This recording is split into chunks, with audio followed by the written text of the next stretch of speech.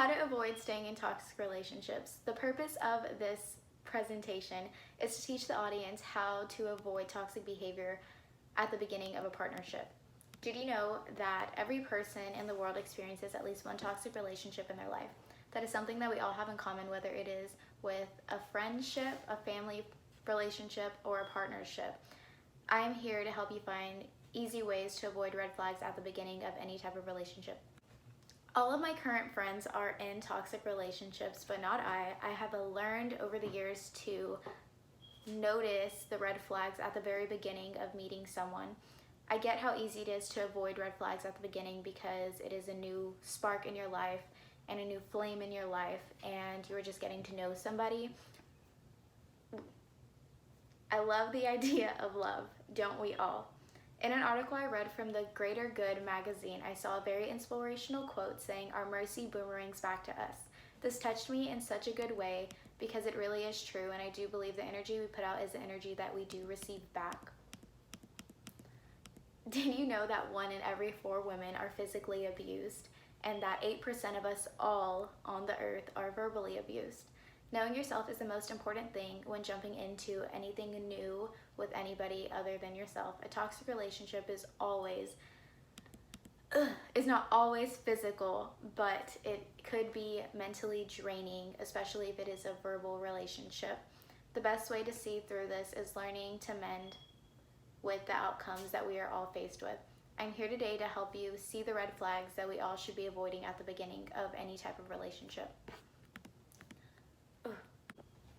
At the beginning of any relationship, you should learn how to avoid any type of someone that is not the same style as you with attachment.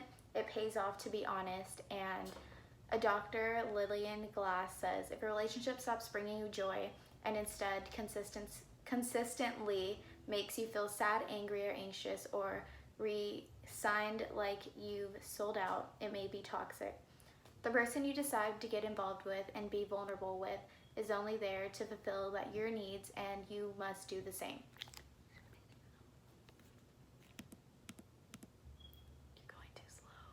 What? You're going too slow.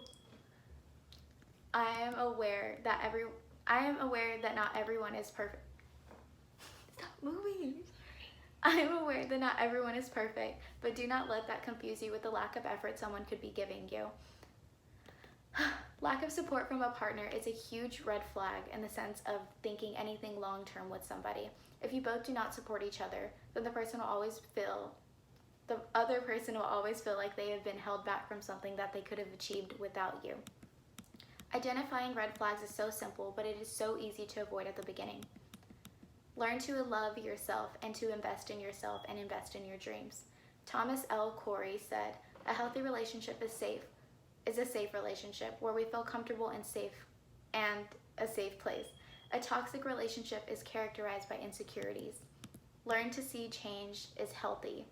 I grew up in a generation where we do not accept change, or we don't know how to grow on our own without feeling dependable on somebody else for our feelings. And I think the realization of us accepting what is good for ourselves comes eventually and slower to us, rather than other people that just live in the real world and not on social media so much. And it always is going to be tough in the beginning, but once you get over it the first time, it becomes so much more easier. I hope that you have enjoyed this advice from a friend who knows you deserve the most graceful things life could give you. And I hope that you leave this discussion knowing that your self-worth is more important for you, and to see the red flags that could constantly become a habit to your everyday life. I think the most important thing you should take from this is learning to mend with the outcomes from everything that you are going to be faced with in life, and realize that everything you want and need is waiting for you. You must just let it come to you. Learn to mend with things that teach us lessons.